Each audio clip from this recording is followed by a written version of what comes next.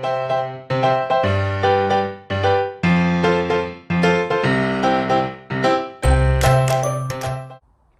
folks, it's Mark here.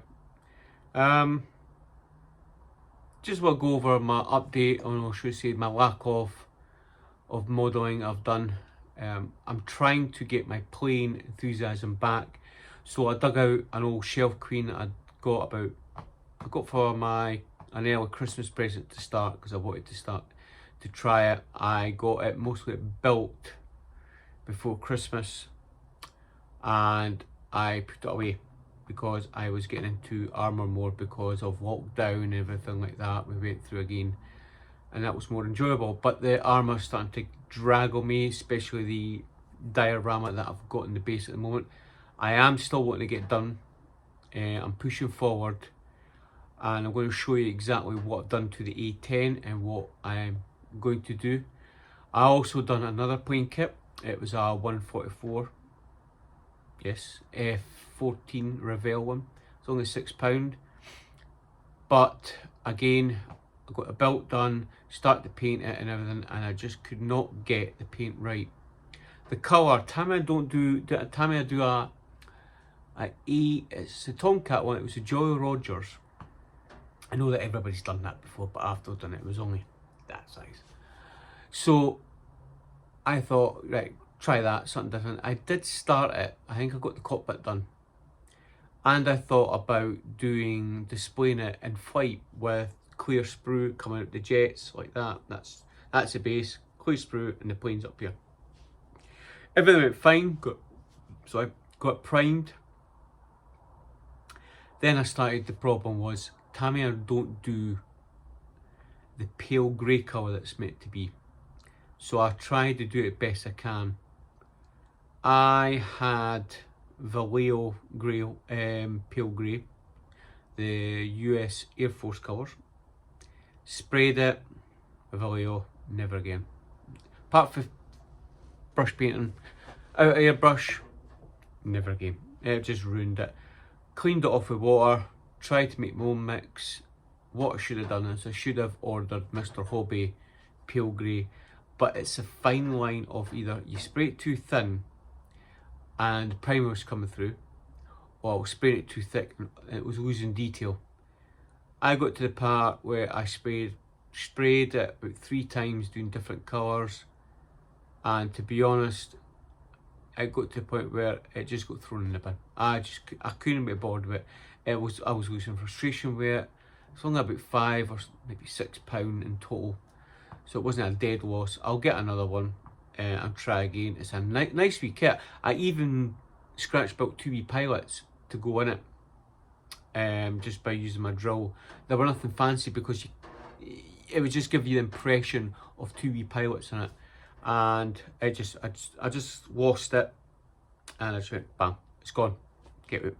So we'll head to the bench. I'll show you what I've done or what I've not done, and I'll show you the A10. Now the A10 is the prototype version, the 2-seater cockpit that I got from Hobby Boss, 148. It's a lovely kit, and I'll show you what I've done, and I'll show you what I've not done on my diorama, because I really need to get the Marauder 2 tanks done and get that away. For some strange reason, when I looked at the soldiers that I've done, their faces actually look 10 times better.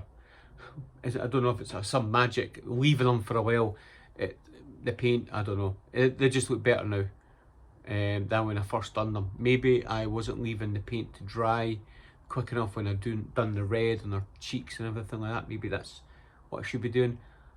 I'm still on eBay looking for another figure, because I want to do another figure. There's a couple of ones from the Game of Thrones. It was the skeleton or that I was going to do. I seen a post-apocalyptic sniper. It was a resin figure, 75mm. I seen it. It was about £20 I seen on eBay. And I'm sure somebody on one of my groups painted one, and I always liked it. So you try and find it. I remember seeing it and I went, I'll go for it. And I should have jumped at the chance in getting it.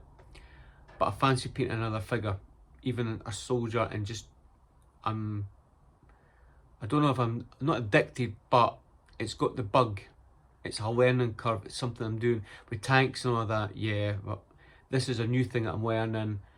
I enjoyed the Game of Thrones figure. I enjoyed it. So I want to try another figure. Maybe before Christmas while the weather, should I say. Try to say that 10 times. While the weather is good, because when the temperature drops in this cave, because I've got no insulation, that's it, it's shut shop, guitar time. So I'm trying to get as much done as possible before it. This has now come up for the end of September, going to October. If we get a mild October, November, happy days. I'll be in there doing it. But the mojo has been dropping a bit. It's like I need something new to get me excited, and I haven't found that yet. Except for I keep looking at figures on eBay. So we'll head to the bench and we'll see what it's like. Okay, let's go. Right, you bunch of slaves of plastic and all good things of modelling. Here we start with the diorama that I've, as you can tell, done nothing. As you can see, I don't know if you can see this. I'll try and get it through. There you go. For some reason, the faces came out after a while better than what I thought. And I don't know why. Just trying to get a focus on this, See me with this guy. I really thought, nearly. I thought I really had a problem with the faces, but they looked all smooth now. And actually they came out pretty good. What I'm trying to do, I was doing yesterday. Let me just take that out. I was trying something this. I was trying to get mud effect on his boot and clothing because he's sitting on the grass, so I'm expecting his boot will be a bit there, will be all dirty. I might have to put I did put a dark wash over the bottoms and all that, but it's not really, you can see a wee bit there, but it's not really came out as good as I thought it would. You can see it in that one, it's there. I done with a brush. I think I might have to get some dark, actually a clay wash and try it, especially like him, he's lying down, so he's going to be dirty under there. Even he came out the face wise a lot better. Same with that. I don't know, maybe that's the problem. Maybe I wasn't letting to dry the paint dry enough before I could glaze, because he actually came out pretty good. You can see a wee bit of the redness on the cheek right there. Even he came out pretty good. So I'm still quite chuffed with him. So as I say, I've not done much. There's all the bits. That's for that. The gun is done. It's in its box. I did paint some of it. And I forgot to add all the extra bits when I was doing it. So, it's a base colour. What I'll do is I'll go over and do some pre-shade on it and get another coat. That's basically nearly done. What I need to do is set it in there and put some mud. I'll get my wee pointer. Get some mud, which I'll use the AK Terrain's dry ground, and I'll put in there with some washing on it, so it gives it, so it's actually got some weight, so it's got some stuff on it. I did do some weathering on this, some streaking effects, but it's very subtle, very subtle. I done rain effects by using this. If I shake it up, it's basically wash out liquid, water, 50-50, and buff, I think it is. You get on Night Shift on YouTube, making rain marks. You give it a good shake because the paint lies at the bottom, and it's very water, and you can make streaks going down. Homemade stuff, pretty good. So that's that. So not really much done on this. As I say, I really need to get this done and dusted. They're all done. It really needs to, I need a good kick up the bum and get this done. finish weathering that, have the wee track hanging off, paint it, everything like that. Paint this basically brand new, so it's like a new model coming in, it's a battle one. Set everybody in place. What I'm going to have to think about doing is putting a cocktail stick, again, in there and there, so when I push them down, that's not like they're floating in the grass. See how his hand at the moment looks like it needs to be a wee bit, you'll see it in this, there you go.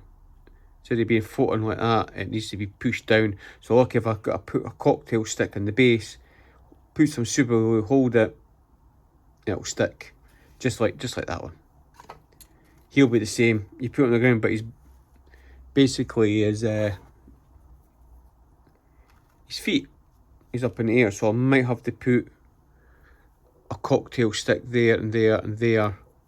So when I push him in the ground, it's a good Scottish term, the ground, his feet will be buried underneath. So we'll move on to the A10, because everybody's saying, Mark, you working on a plane? Yes, I am working on a plane. I'm working on, I will get this one. The two-seater in that colour with all that armament. I think that's it now, in that colour. Lovely kit. Got for my Christmas to say, got for Christmas. The only negative thing I've got to say about it is the instructions. Wait till you see this. You think you would have a book? No. It's one, I'll open it up, there you go.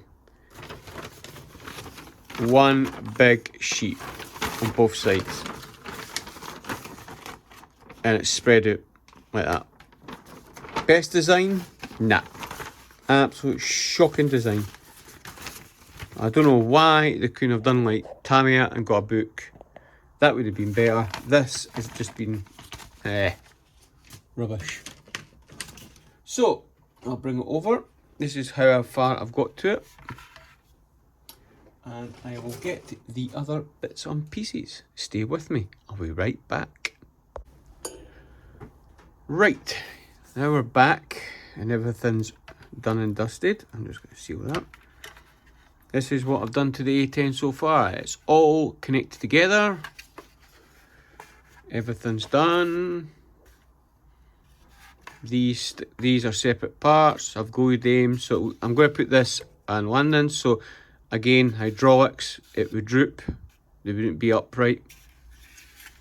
I've masked off the cockpit, because I'm going to do the glass. The cockpit's in 3 sections. So I'm going to do a separate. There's a plate that goes there, but I want to do that a different colour. I haven't put the gun in it because I'm going to show the gun. I'll show you in a minute. That's for the ladder that comes down. There's a wee flap there. There's all other wee bits that get added on. And there's all the holes for the armament. And again, you get quite a bit of armament, which I'll show you in a minute. Went together pretty good. I've got some nose weight in it that I put in. The only thing I done was here. So it's meant to be a smaller fin like that. I'll make some out of BB plastic or something like that and connect up. They're black anyway, so it's easy enough to file that down and put a tiny wee one there. There is meant to be a hole there, so don't worry, nothing goes. These parts were a nightmare. Well, the engine. You have the option of opening the engine up, but there's absolutely no detail at all inside it. So I shut it. But that part connect to here. It's not the greatest fit. I'll be honest, it was terrible actually. This bit went in fine. You can see I've had to re-scribe and re-rivet that bit and this, and the joins there. It joins under there as well, like in a curve. There you go. That was fine. The wings, you'll just see a tiny wee bit of putty there. That's all. And a wee bit there. But again, you're underneath, you're not going to see it. But this bit here was absolutely beautiful. Fit. The seam line was pretty good, because what I done is I just taped in sections, rubbed it down, polished it and worked it all the way along. Same with all this, it's meant to be all, you can just see it there.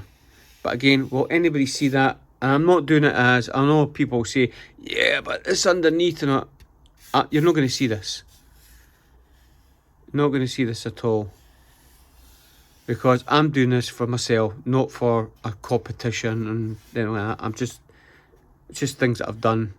Again, you can see the gap there. Not the greatest fit. What I had to do is rivet and rescribe for there to there. All with this, all with that. I had to rescribe and re-rivet because these didn't end up being flush. You can just see it's just slightly there. I'll get my wee cocktail stick. Actually, I'm not teasing. You can see it there. It's slightly out. Not bad on this side. So all this line here, a line there, all had to be re-scribed. I'm not the best rescriber and I'm not the best riveter. It's rather rough there. That's the best I could get. I'm going to make it that that's a hatch and it's been taken off with work. So it's a wee bit worn. But worn. Apart for that, it's pretty good. I'm happy with it. I ran out of grey primer, that's why it's two different shades, so I used medium grey. But I'm going to use different tones to do the box. So when you put the dark grey in, you'll maybe get a light grey here, dark grey here, just break it up a bit, because the dark grey could be just bang one colour, but I want to fade it. Gary Bottoms from Making Models again, he done this kit and he used the salt technique to give a patchy effect. But if I get out, pardon my, yes there it is, I'm going to use stencils. So what I'm going to do is spray the grey, dark grey, then I'm going to highlight it a wee bit and very thin and just use that so it gives a wee botchy effect over it. Never done it with this. I tried it and it came out actually alright. It's just trying to get the thinness of the paint to go it, but I'll give it a shot. Any day, if I don't like it, I can just recoat it with another light coaty dark grey. So that's how far I've got with that, the main body. What I got is, I've had this for ages. Since I'm building there's the barrel for the gun, that's supposed to hold all the ammunition for the Gatling gun. I got the PE set, but unfortunately the PE set only does one for the single seater. Because I've got, I've got another set of this because the seats weren't exactly that good. So I've got all the PE put on the seats. I've got a mass set, but again, the mass set doesn't come with for the two-seater, one comes with one. I've got the barrels, the metal barrel that goes in it. So you can see it there. I'll put it there. Because what you need in the metal barrel is just that bit, because that bit you don't need to go on the front. Sorry, to get back out. So go in the front. Because it's a block, just a circle, you can put that in and you can just stick that in and stick that in and you have a lovely metal barrel. But I got the second one. Why, you say? Because I want to display the Gatling gun.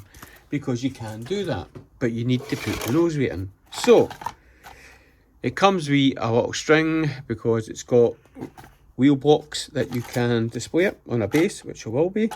It also came with rubber tires. I just put these in to see what they're like because I have built the as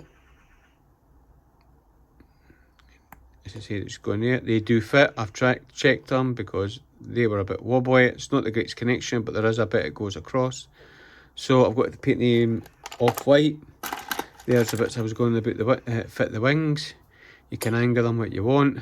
It's not the best fit on this bit, but a wee bit of fettling, you can get them fitted. What else I've got? Yeah, tails.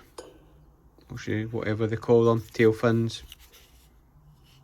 As you say, there is lovely, oh, sorry for breaking it, there is lovely detail. All the riveting on this kit is lovely, so it wasn't hard to re-rivet. I really need to try and find the rosy riveters, because all I'm using is this, and you can't see, right there, you can't really see what you're riveting. The rosy riveters, I've heard they're expensive, but they're good. Trying to find them is proving a bit of a nightmare. Gatling gun, I've got half it done. Again, I'll put the metal barrel in there. The ends of this goes, this is a separate kit on itself. All this, there's the glass work. So say you go the front, that's the rear. Then you have an adjoining bit. There's 4, is there? Yeah, 4. One's just, I've taped the insides to protect the whole lot. And like you do, here we go. Yeah, there's 4 lots that go over. So all of them are all being done. Okay. I like you seeing there, everything there. There's the idea I had, but I'll show you. I'll take it out. That's my PE that I took off the seats. I'll show you the seat. That was doing painting, all hand painted. Done the seats. I did lose, where is it, that one, the wee yellow handle. I did lose the wee yellow handle, but I'll add the PE onto that. So that's same. What I've done is I'll just have to put the PE on it. I've painted that one. I've just got to put the black in there. Maybe a bit of dry brushing, but they came out all right. Once you get the PE seat belts in them and all, they'll look fine. But that's not bad. Anything else? Nope, that's about it. So this was to get me back into my playing mode. I'm quite enjoying it at the moment, to be honest. It's been pretty good, maybe because it's such a good kit and it went together quite easily. That's why I'm enjoying it. What I need to do is I'll get all this. Not many markings. I think it's more for the ornament. I'll show you the ornament actually. It's pretty impressive what you get. Yeah, because that's for the armament, and this is for the actual plane itself. Because I've got the PE, I don't have to use that. That was for the rear I put in. But later on, I just went, Ken, what? I'll just buy another detail set from Edward. It was only £7. So when you look at the screens, they look the same. Unfortunately, have I got the screen here, or did I put it back? No, I should have had it in here. There it is. Yep. There's the screen. What I use is that. There's not very much information, so I've done a bit of scratch building. I cut a wee bit square, made it look like it would be a green screen or something like that. Also a bit of pretty clear green there, but that's shaped to fit, and I thought that looked a bit better than that.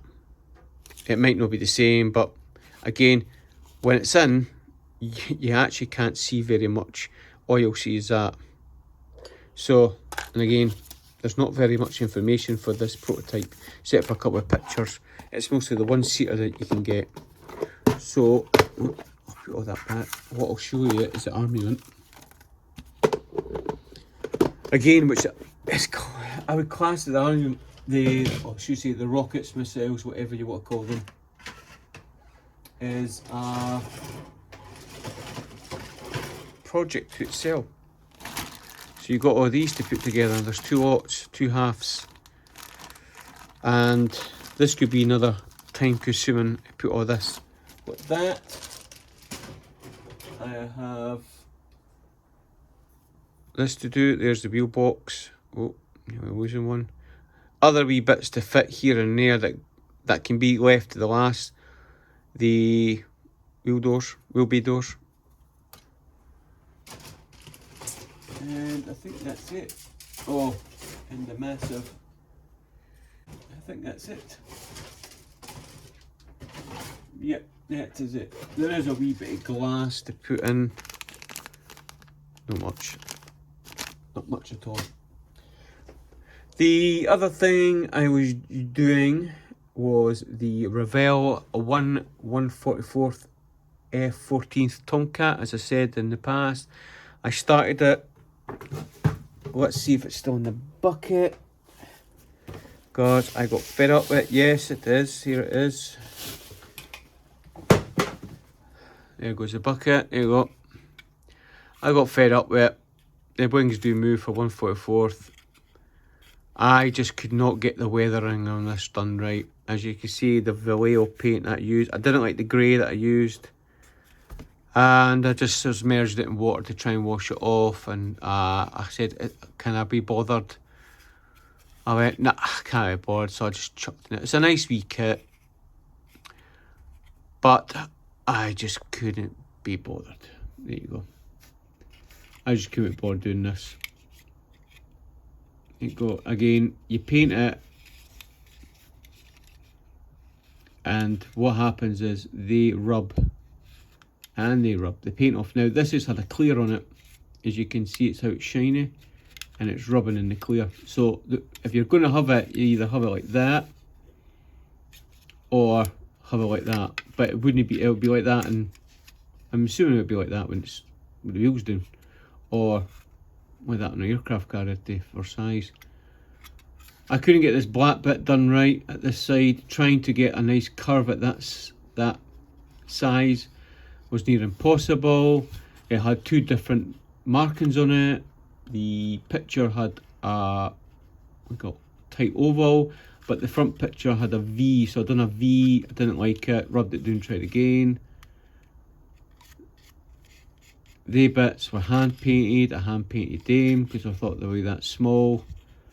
Overall, I just made an absolute nightmare. I just, it was going so well. And what I should have done is I should have waited. I should have ordered up the Mr. Hobby Pale Grey and painted it. But trying to get it, I watched the detail there, trying to sand it. Then trying to rescribe something this size is not easy because my scriber is a trumper one and it's bigger than those lines.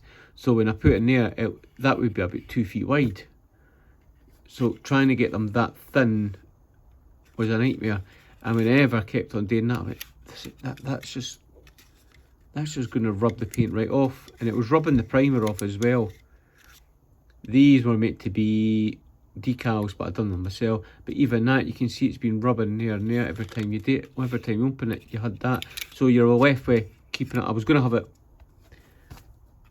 an example, I had a picture frame and I was going to have it like that with clear sprue coming at the jets. And I say I made up wee guys to fit inside, painted them, helmets and everything like that. I thought, oh, that would be quite interesting. But when I started trying to weather it, because what I should have done is left it brand new. I should have used it brand new and put a wash instead of trying to do panel fading and trying to break up the different tones. I even done different tones in the panels. See, it's not going to. See how it's light. There you go. That wee bit there. I tried to do that, and I tried to do other panels here and there. They were quite easy to do. That was quite easy to do. That. Then I done some darkening down here, and I don't know. I just couldn't get. I don't know how people do it this size, because when I spray it, it just didn't look right. There was something not right. So bucket. I'll order up another one and try again. Again, it's only £5 or £6. It's nothing lost. It's not a big deal. So there I am, folks. That's where I am with my models. Probably nothing exciting. Again, it's just my module going on. I really want to crack on with the A10 because that really is. There's no more to do apart from painting it the grey colour. This diorama needs to get done. Needs to get done and moved on. Do something different. and I'm going to have a look at my stash and see what I got, or I'll have a look online for something small that I can do, maybe a 1/48 tank or something like that, just to keep me going. If the weather gets bad, I was going to do I've got it down there, the Hummel. Still might do it. It's 1/35, so I might do it, but I'm thinking about time-wise. Is it a good time to start that at that big, or try something different? I really fancy actually, what is it? The Airfix came out with it. Was it the Bullfighter? The new one that's came out. I seen it in Wonderland Models for £20, and I might give that a shot.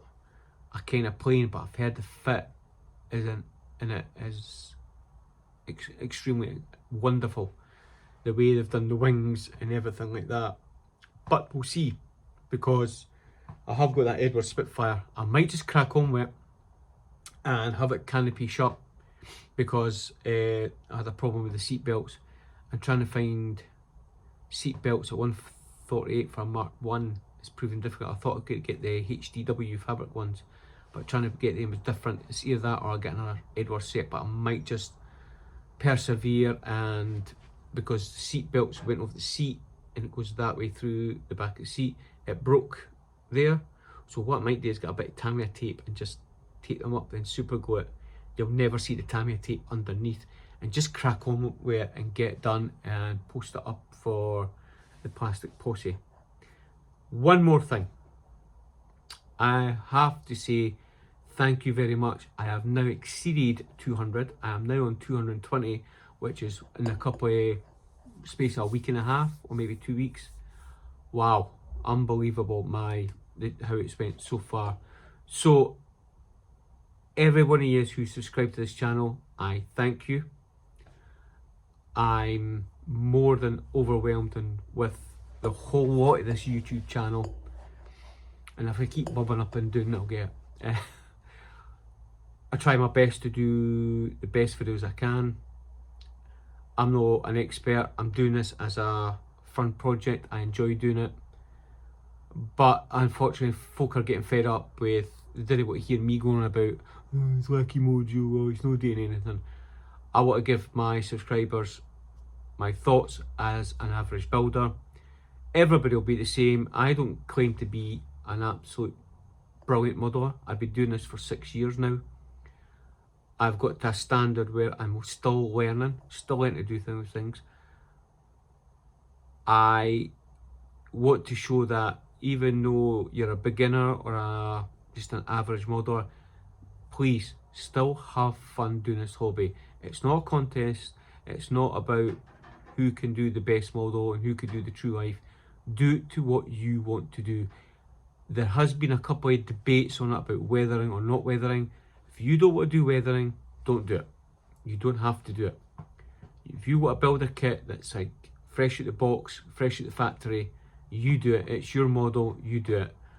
I choose to do weathering because I like doing the weathering. I don't do a heavy weathering. I do a more subtle weathering, a little bit of worn and wear and tear. I'm not into the heavy chipping. I've tried that. I have bought myself a can of hairspray to give it another go, because I was talking to a couple of boys and they don't use the heavy chipping, they use the worn effects. I think that's what the problem is. I've had the AK there, right there, the chipping fluid one, but I've got the heavy chipping fluid while I should have got the worn effects.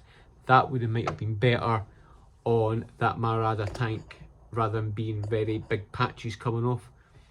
So I will give it another go. As I say, I'm always up to trying different things. The advertising I've got at the back after this, making models, total scale models, Lisa's Craft Station. Please look them up on Facebook and YouTube. Have a look at them. There's always something there for someone. They've helped me promote this channel, so I thank them all. The podcasts, Just Making Conversation with James and Malcolm from the UK, brilliant. There's a Plastic Posse podcast. There's a Plastic Posse Mojo. There's a Scale Model podcast. There's also Model Geeks, and the grandfather of them all, On the Bench from Down Under. Check them out, podcasts. There's plenty. Oh, the new one, the Sprue Cutters Union. There's tons of content out there on YouTube. There's tons of content there out on Facebook. If you go on and chat to people, don't be nasty, don't be negative. If people ask for criticism, you could give them it to it, but don't do it before you ask. Ask them, would you like some comments on how you improve your model? Some people can take it. I can take it. Some people can't. We don't go out there to be nasty. I know there is way, but if you're going to criticise somebody, back it up with an answer. Say, look, you've done A, B, and C, but if you'd done D, that would have lifted it up. But back it up with an answer. I'm not going to rant and rave about this because there's tons of stuff on Facebook and in the podcast about this kind of stuff. Hopefully, fingers crossed, next year will be a lot better and we'll have Scots Nationals at Perth that we can go to. I can meet up with friends that I know, and also Scale Scotland in Edinburgh. I know that Telford's going ahead, but hopefully we can use it without the masks and we can still speak to each other like normal human beings. So that's the end of this one. I'll update on maybe next week or a week after that, see how it goes. And hopefully I'll have this, I keep saying this every single, hopefully I'll have this diorama done. So for me, to you, thank you very much for subbing, thanks very much for watching. If you know anybody, please share this YouTube channel with folks so we can get to 300.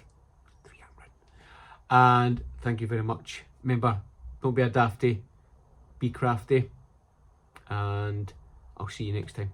Cheers.